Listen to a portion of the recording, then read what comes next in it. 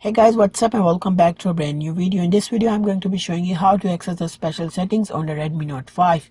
So guys, you can try the same method for other Redmi smartphones which are running the same software. So guys, for this the first thing you need to do is you need to go to settings. After going to settings, you need to click the first option, which is about phone. Once you are in about phone, you need to go all the way to the down. So if you are going to press 3 times on the internal storage, 3 clicks, it's going to enter into this testing, where you would see information about your SIM1, SIM2, battery info, usage and Wi-Fi information. You can check out different information from these settings. But the settings we are waiting for is known as CIT. For that we need to press 3 times on the kernel version, 1, 2, 3, and it's going to enter into the kernel version. It's also known as CIT and HW test, depending what you call it.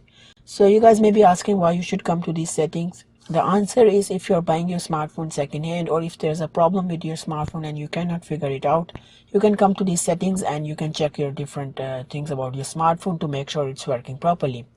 For example, I'm going to do a light sensor test. Just for example, I think my light sensor isn't working properly. So I'm going to click on the number 14, light sensor test. And as you can see, when I will put my hand in front of the sensor, the reading will be 0. So I know my light sensor is working properly. Just like that, you can try different settings here, like the ST test, SIM test, color. If there's a problem with your display, you can check from these settings, speaker test, receiver, GPS, and all kind of different tests you can perform here. So guys, it was a quick video about a Redmi Note 5. If you like the video, make sure to give it a like, and thanks for watching.